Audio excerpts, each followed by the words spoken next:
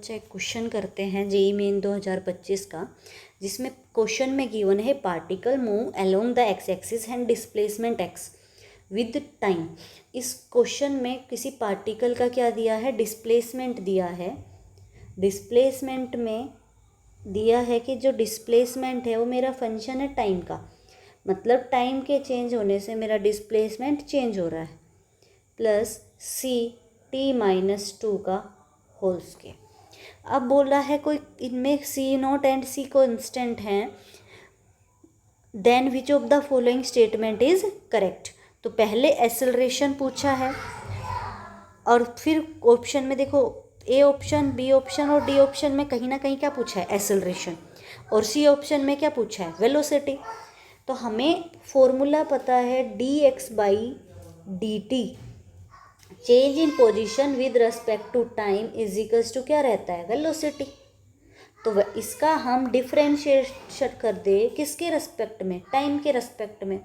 जब मैं इसका टाइम के रेस्पेक्ट में क्या करती हूँ, डिफ्रेंशिएशन, तो D X by D T is equals to C naught और टी स्क्वायर का कितना हो जाएगा, 2t,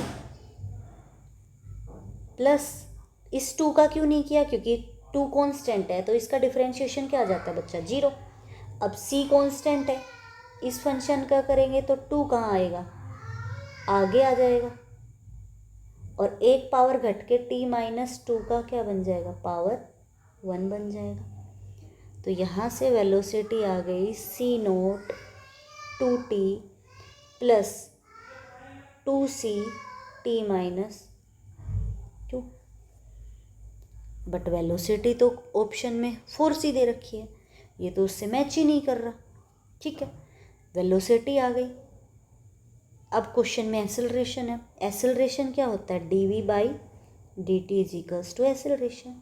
अब इस वेलोसिटी का अगेन डिफ्रेंशिएशन कर देती हूँ टाइम के रेस्पेक्ट में, तो हमारे पास क्या आ जाएगा, एक्सेलरेशन सी नोट 2 और टी का क्या हो जाएगा 1 प्लस 2c और t का क्या हो जाएगा 1।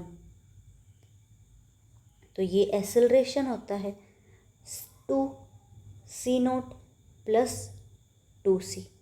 ठीक है, a कॉमन लेंगे तो 2 कॉमन लिया, c नोट प्लस c। तो ये ऑप्शन किससे मैच कर रहा है एक्सेलरेशन का, क्या ए ऑप्शन में है 2c नोट, नहीं, इसमें तो 2c नोट प्लस 2c है, तो ये भी गलत हो जाएगा।